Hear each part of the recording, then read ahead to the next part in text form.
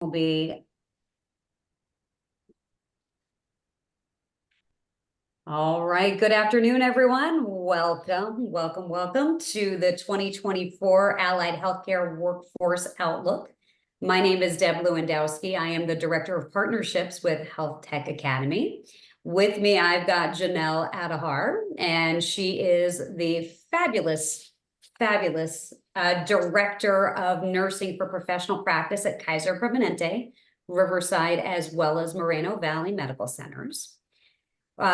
Just to give you a little background on Joanelle, and by the way, I know I said this already, welcome everyone. And Joanelle, thank you for being here.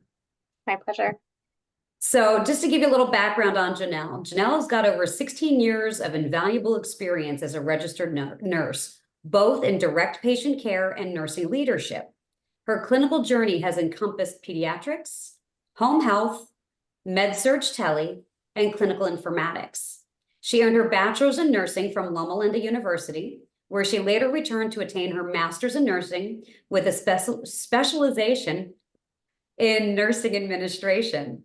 She embodies the spirit of education and consistently seeks opportunities to foster career development among nurses and professionals within the healthcare community. As a mentor to new entrants into the nursing profession, Joanelle passionately guides them towards success. Rooted from her educational background at Loma Linda, where the motto is to make man whole, this has instilled a profound sense of purpose in her approach to nursing and patient care. Beyond her professional life, she finds solace and inspiration in the great outdoors, enjoys singing, and wholeheartedly embraces any form of creative expression or artistic venture. Joanelle's journey is a testament to her unwavering commitment to healthcare and the enduring pursuit of holistic well-being. So again, with that, I want to introduce Joanelle Adajar. Hello, everyone, and thank you for having me here. Thanks, Deb. No, we're so happy to have you here. So what we want to do is we want to talk a little bit about, like I said, 2024 Allied Healthcare Workforce Outlook.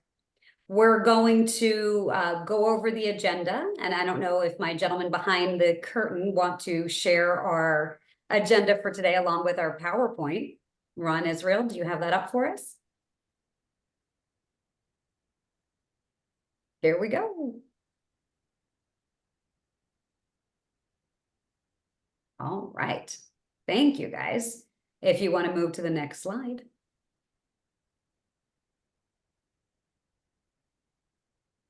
And I think we have the wrong PowerPoint up. Sorry, give us 1 second.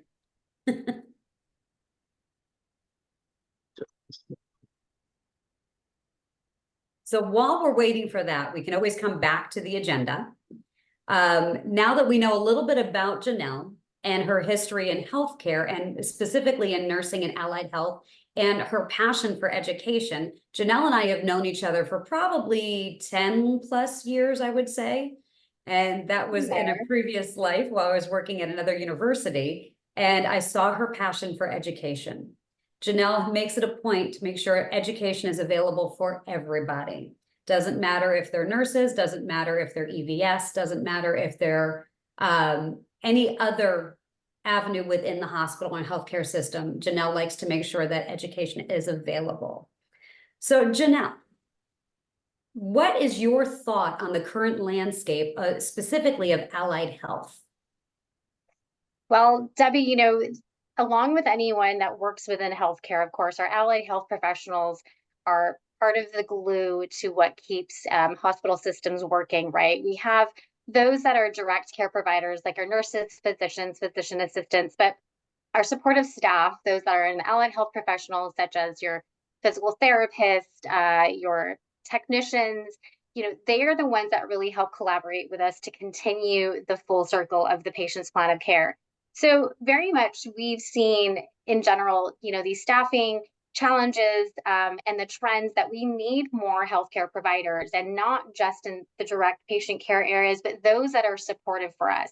So of course, the increased demand is very specific to the fact that we have this complex, growing and demanding aging population. The focus is continuing to be on preventative health, maintenance of health and rehabilitation.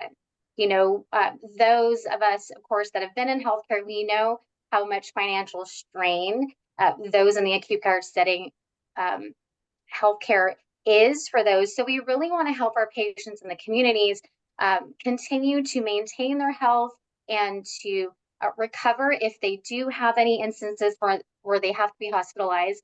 So those areas, such as recovery and rehabilitation and preventative measures, that's very much where our allied health professionals can shine.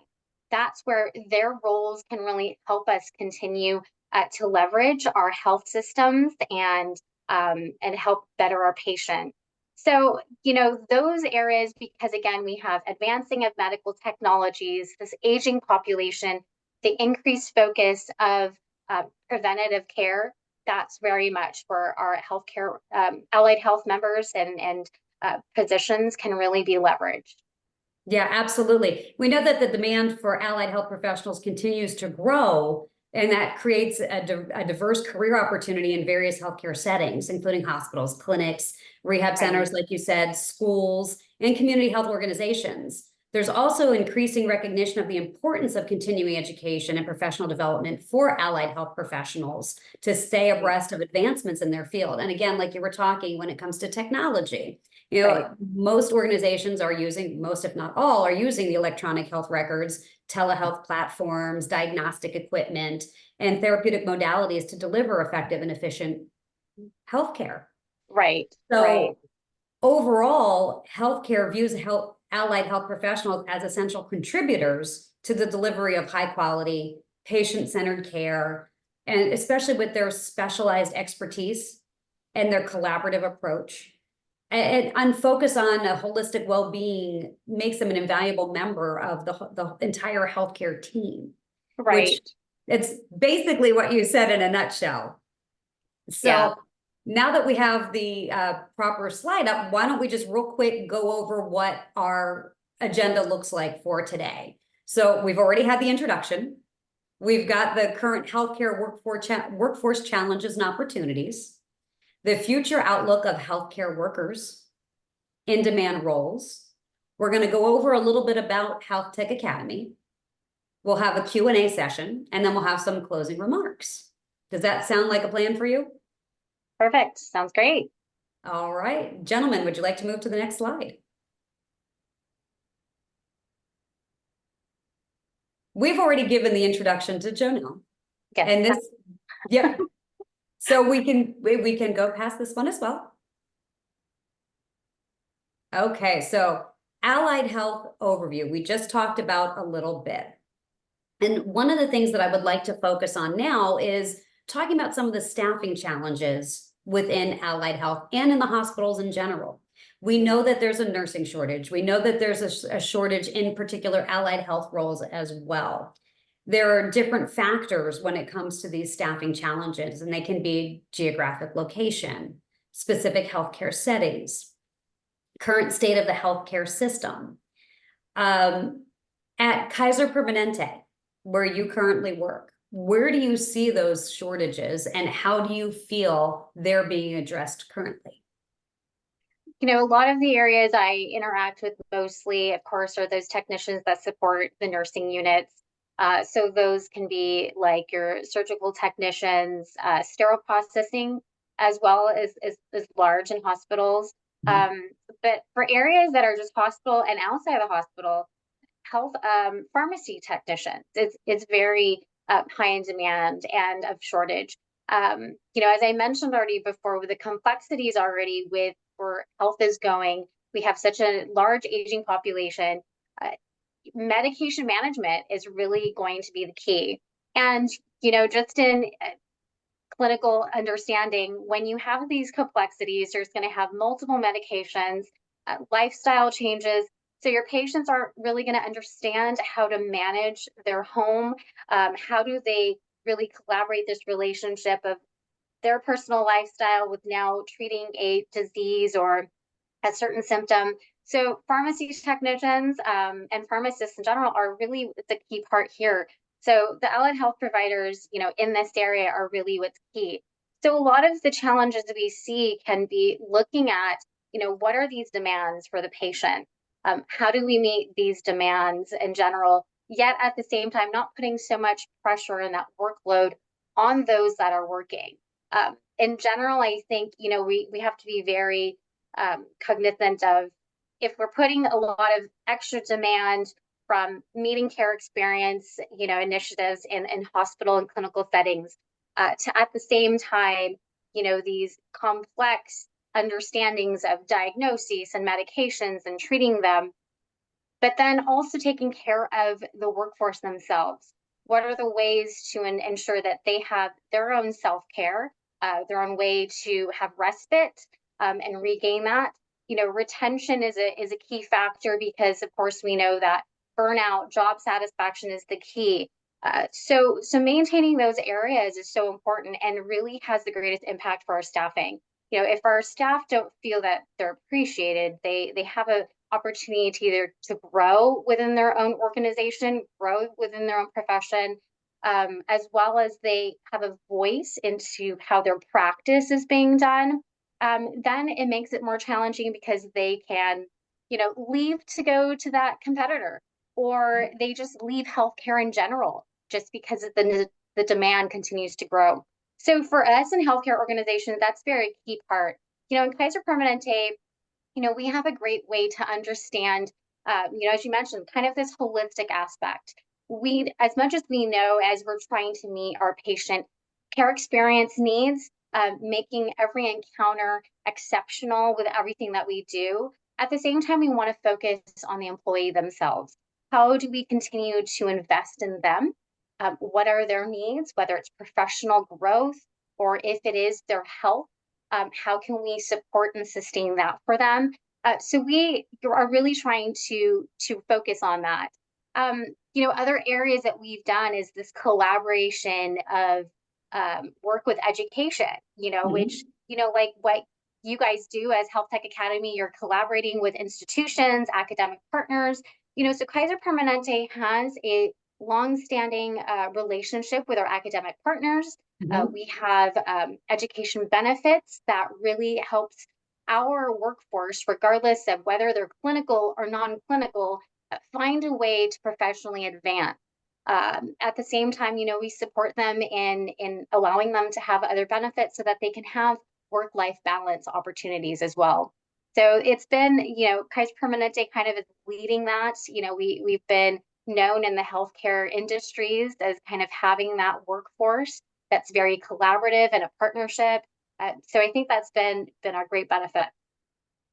Nice. Now, do you see, are there any innovative approaches or best practices that have emerged in recruitment and retention efforts that could help with the staffing shortages that you see? We've had I want to call it like a rapid hiring in essence. I remember the days when we had, what are they called? The job fairs, right? Where you have the in-person job fairs.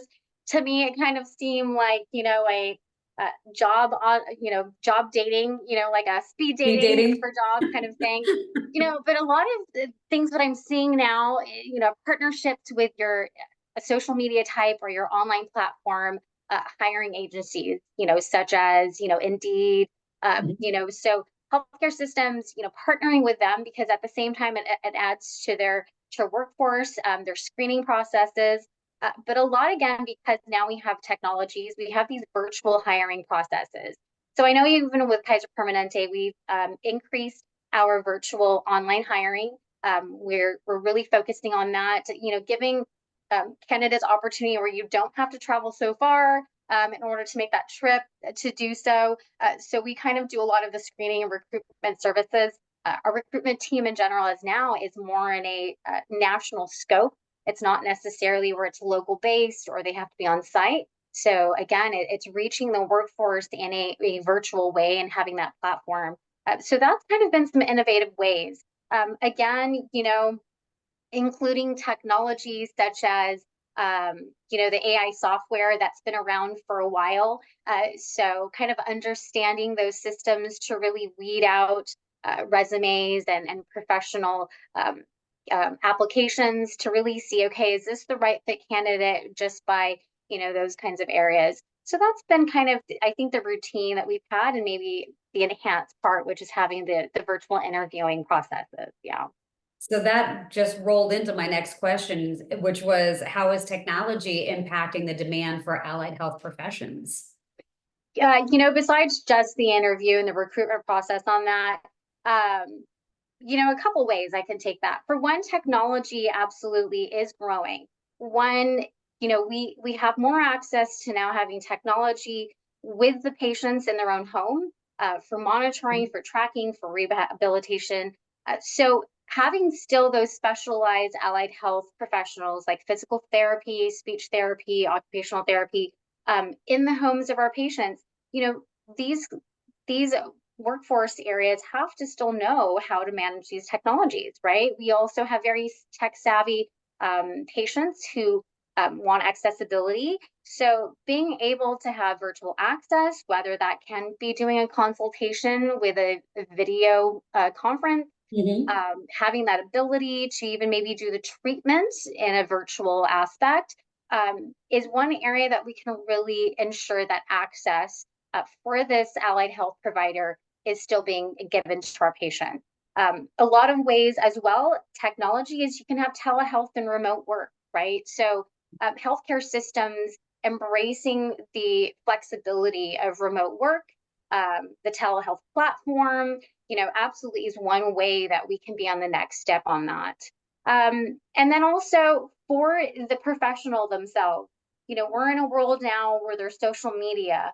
So to leverage yourself as a professional in your specialty, there's a lot of branding that's going on.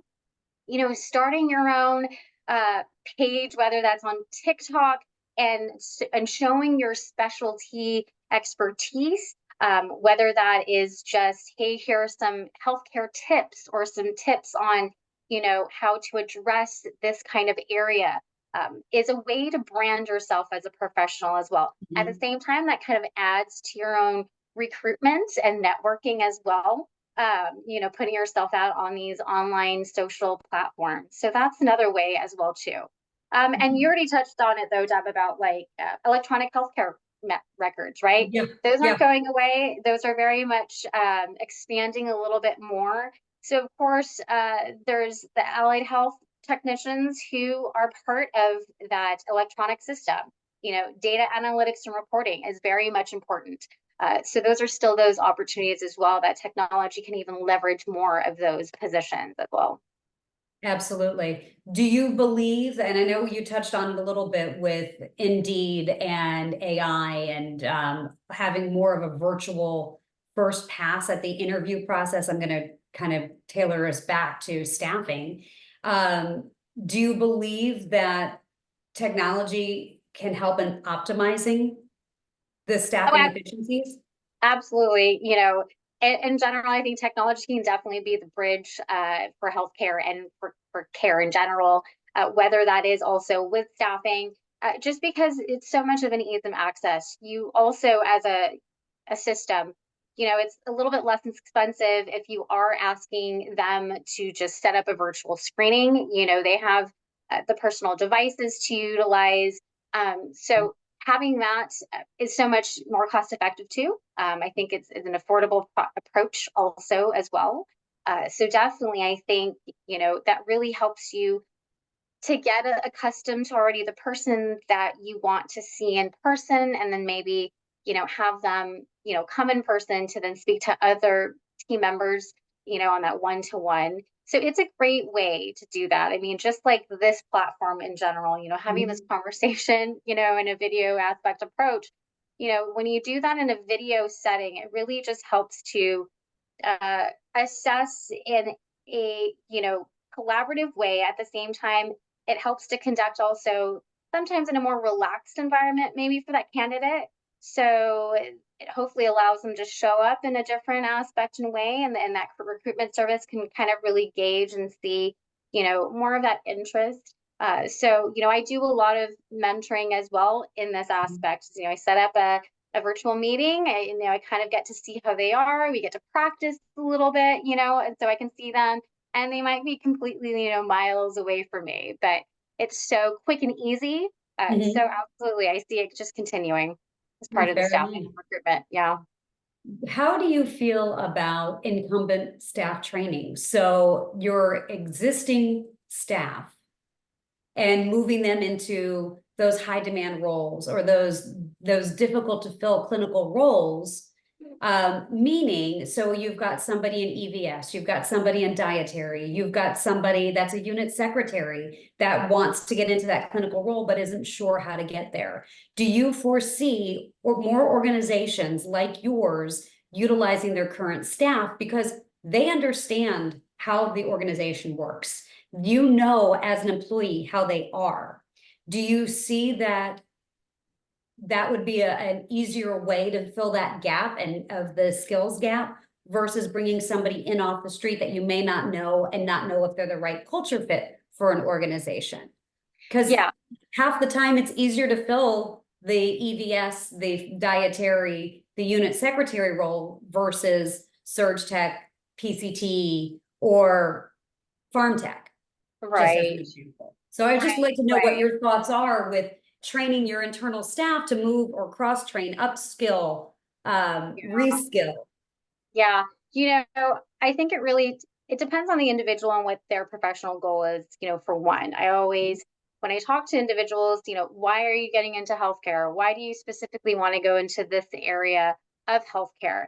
Really what that individual person's purpose needs to is and their goal is, that's really what we need to develop and hone in on. So Mhm. for recruitment, I would say, okay, to be honest, if this person's really just trying to get a foot in the door to whatever the Mhm. system is, so they're just going to take, any role that was available.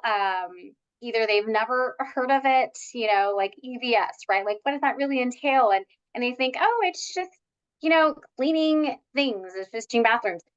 But there's so much besides just cleaning. You still have interaction with patients. You have to Mhm. know specific chemicals, processes to do to ensure that there's no spread of infection. Infection control is the key for an environmental, technician or EVS worker. So, really helping them understand what the position is for and really just honing in on, okay, what is your goal? Do you eventually want to become a direct care provider? And Right. giving them those opportunities to have the education to go back and to get in that role. That's where systems, healthcare systems, and organizations can really benefit from. In general, I've always thought about investing in your own team, right? And helping them grow.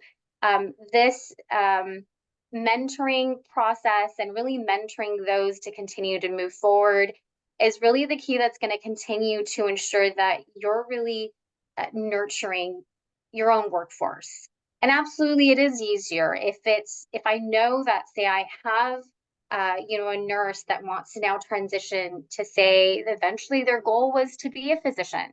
How Right. can I help develop that nurse to get those opportunities to slowly start getting into that dream job that they always had? So the same thing for our environmental services or our technicians and our allied health group. Really just understanding what is your end goal for this and helping to nurture that. And then at the same time, just allowing them to have the opportunities to maybe even see Mhm. and shadow, Mhm. that other opportunity. So we've started doing that as well. Transition to practice programs. Nursing is probably known more for these transition to practice programs. Um, I have yet to kind of see a transition to practice formal program for allied health, but that's something to consider as well too. Could health systems also include these recruitment programs for allied health? For example, if a pharmacy technician wants to become now a surgical tech, how would Mhm. they transition and be supported with their work hours, plus at the same time start shadowing in the surgery department to become a surgical technician? What schooling can they partner with to allow to make sure that they can have the time to study, go to school, take take the exam, and then apply for that role. So, Sure. so those are great ways that healthcare systems can think about. How do we invest within our own people? And the reason why I said it's kind of better and it is essentially easier than picking up anyone that's new out from the system It's because this person's already invested with the philosophy of that organization.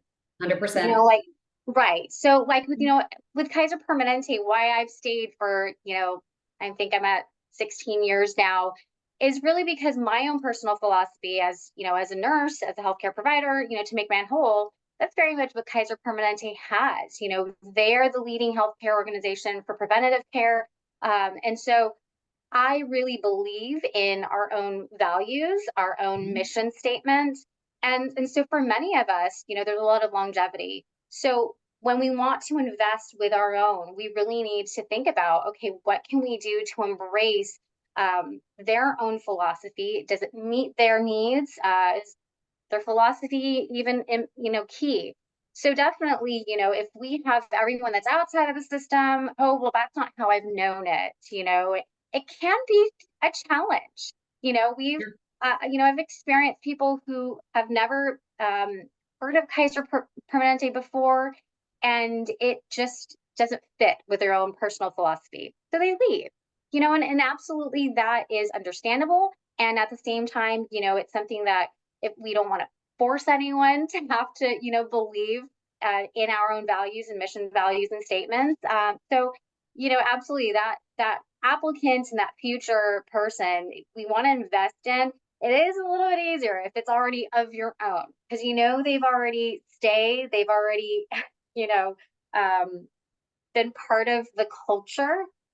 So now They it's know just they know the inner workings of how the exactly. organization They works. know the ins and outs of why we do what we do.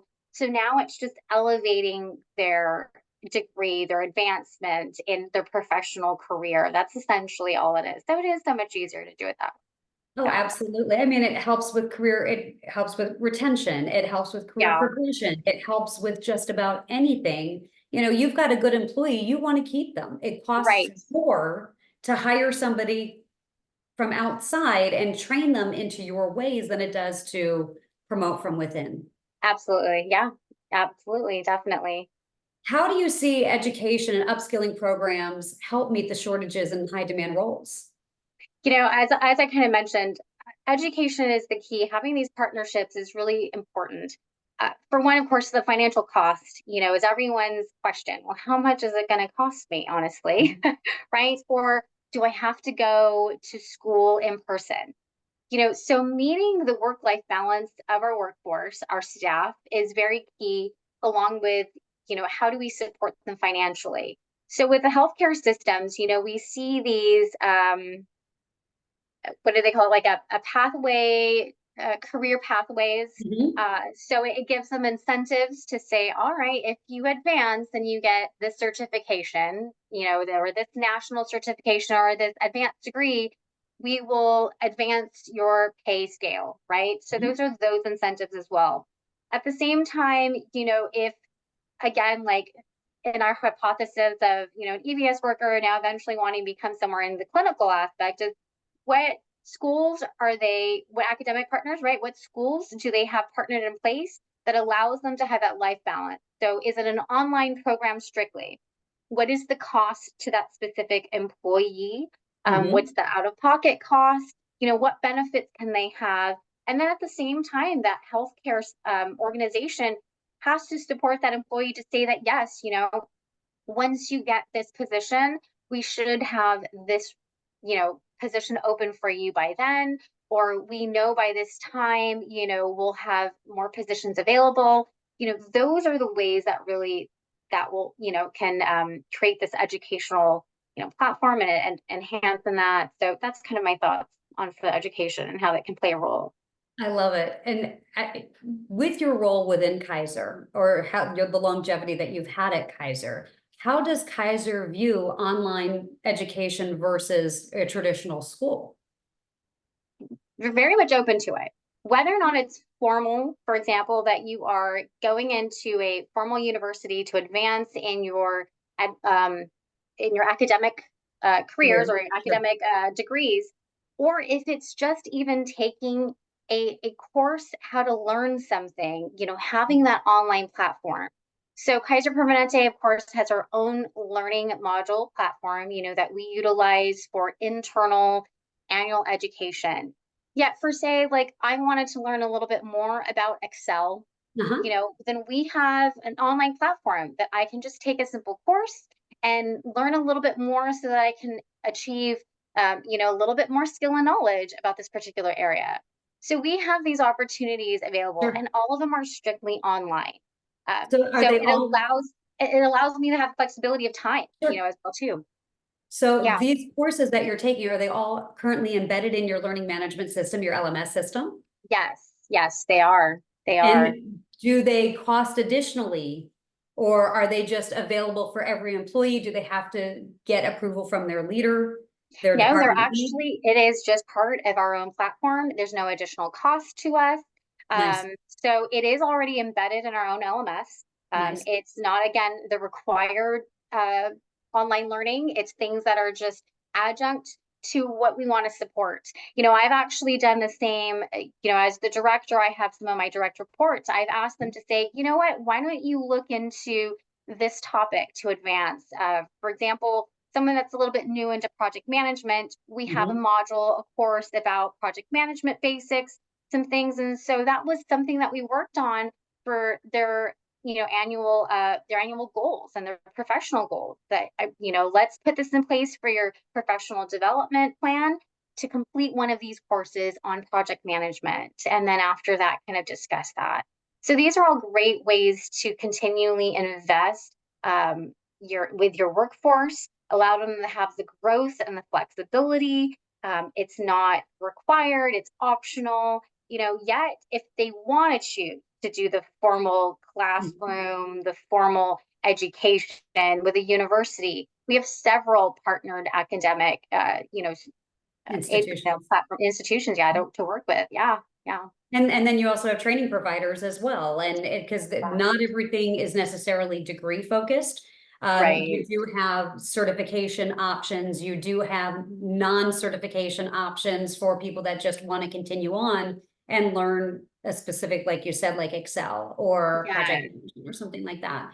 Right. But Right. having certification as an option for for your employees, it shows that you care. It shows that you're invested in Right. their success and their growth. Right. Right. Um, I love this. I love this.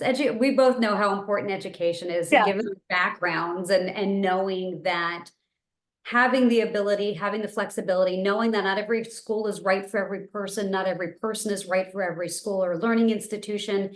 It's you have to find what's right for that particular person. Right. And having options is important. Yes. Yes. Yeah. Absolutely. So, as we're wrapping up our discussion, Janelle, is there anything that you want to share that I know we were kind of all over the board with what we were talking about today, but is there anything in particular that you want to share with our participants that you may see of value for their healthcare facilities? I think it just goes back to what we said in our overview, Deb, when we think about the allied health professionals, uh, it's kind of interesting when I thought about this and just even our discussion. I'm in the world of nursing and I've been primarily in the world of nursing. However, I've worked, in areas like home health, even Mhm. in just in the hospital setting. And our supportive staff, we really need to celebrate them and to showcase them as well. And just to say that, yes, as a nurse, I would not be able to complete everything on my whole plan of care if I didn't have, say, a certified nursing assistant with me to support me to mobilize my patient, or the physical therapist to come and really say, yes, the patient cannot mobilize, they've got these limitations. That's an area that I know a little bit of, but it's not my expertise. I don't live it every day.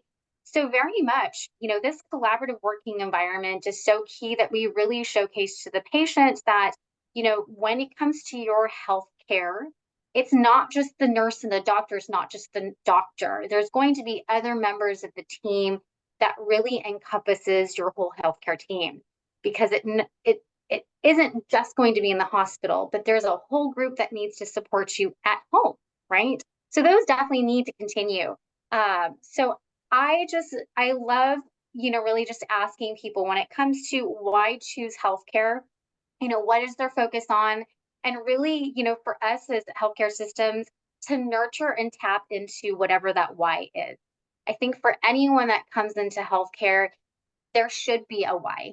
And whether that is because they've experienced it from a family member and now they want to make a difference, know that, understand that, and definitely nurture that, I think is the key to really highlight and showcase these areas.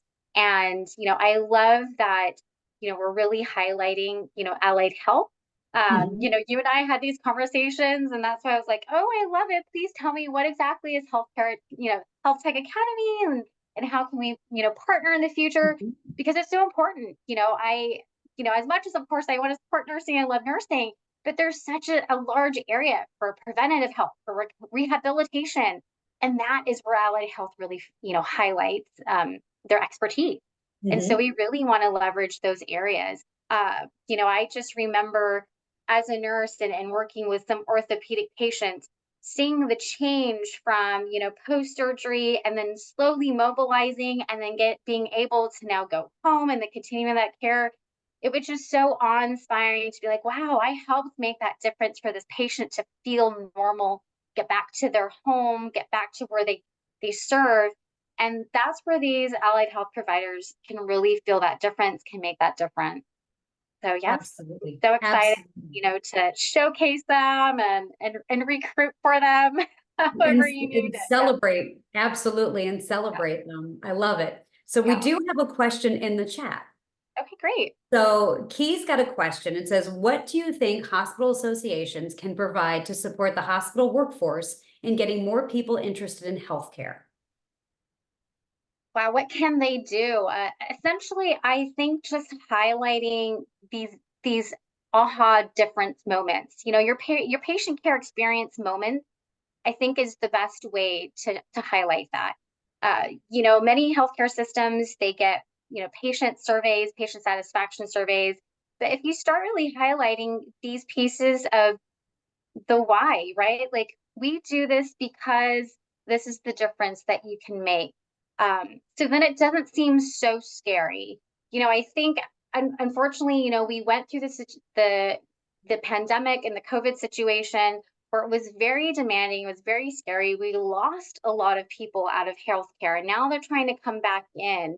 So the question is, again, how are you going to support me, right? As a clinician, as a healthcare provider, with this extra demanding workforce.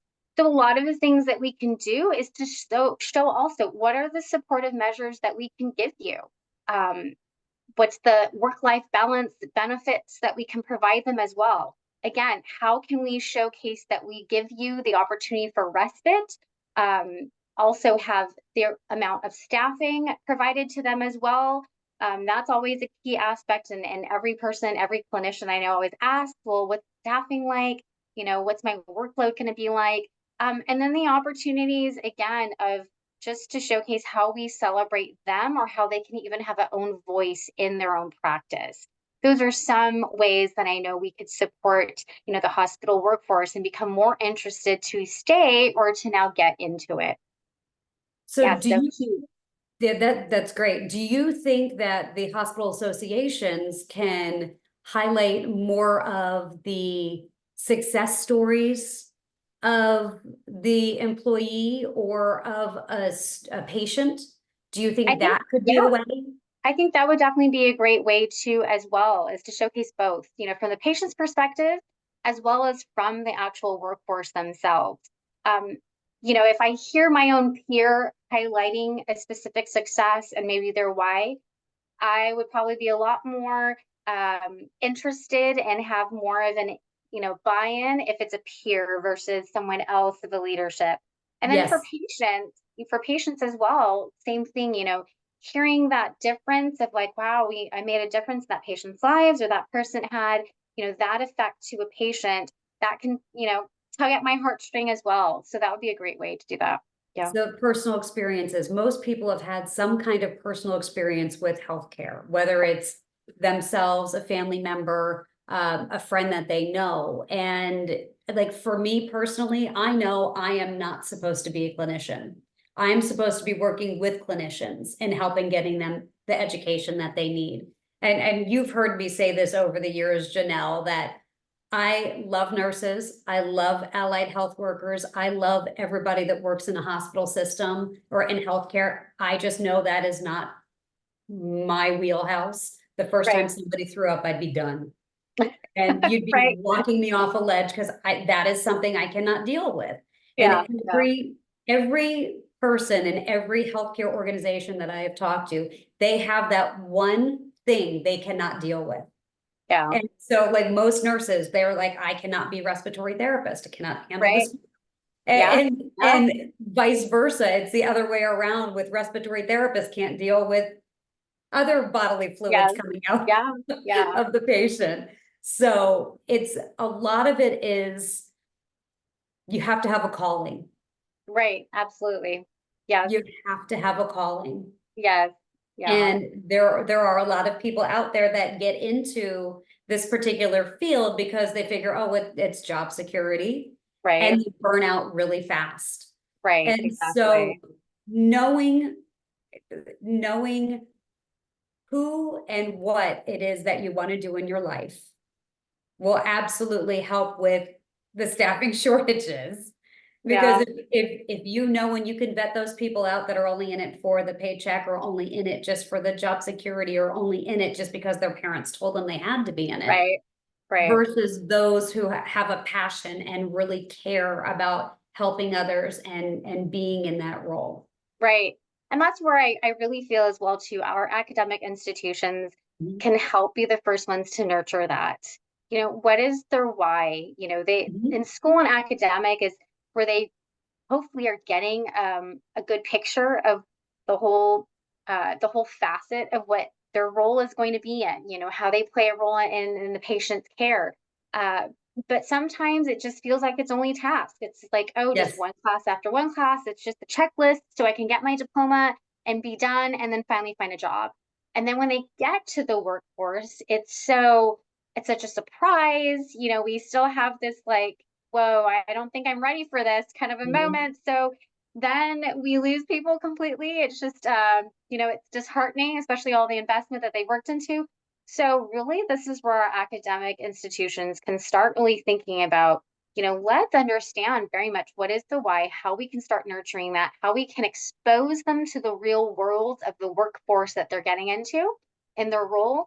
And then addressing all those at the same time, ensuring that they're getting the skills and the competencies that they need. Yeah. Yeah. Absolutely. Absolutely. Joanelle, I want to thank you for your time today. I want to leave time for questions and answers. I do want to give a little history of Health Tech Academy, who we are, what we do, and see what questions that we do have. So, gentlemen, do we have another slide to go to? So this is a little brief overview of who Health Tech Academy is, who we're partnered with, who our accreditation, and our history. So just so you're aware, whoop, you want to go back 1 second?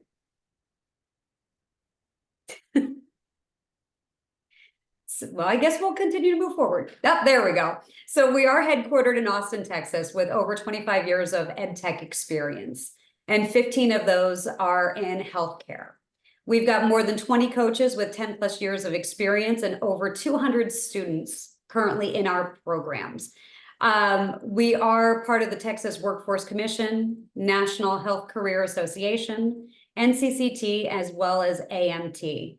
We do have partnerships with UT Arlington, Santa Clara University, DaVita Kidney Care, Indiana University, Hofstra University, Europro, as well as others. Do we want to move forward, please? So Health Tech Academy, if you are not aware, just to give you a 30,000-foot view, which I just did with, the basic knowledge, we're an online training provider of certification training. So we do certification training for allied health, surgical technologists, sterile processing, medical assistant, phlebotomy, dental assistant, patient care tech. We also have medical billing and coding. Did I say pharmacy tech? We also have pharmacy tech. Not yet. Okay.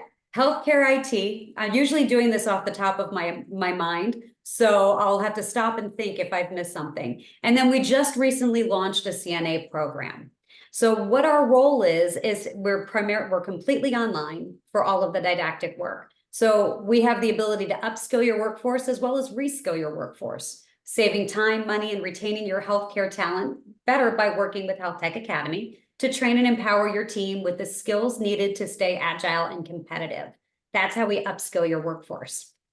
Hey, there are the programs that we offer. We've got, like I said, pharmacy tech, dental assistant. You want to go back? Go back to the programs, please.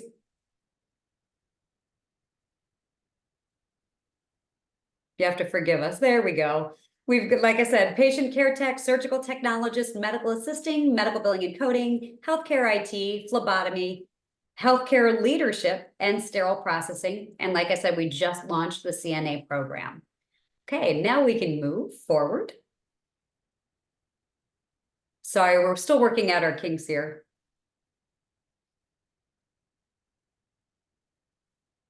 We've got a couple of quotes from some of our students. We've got a Trust Pilot of 4.8. I'm not going to read this to you. You can read it to yourself. It's just they're happy with us. All right, if you want to move to the next slide.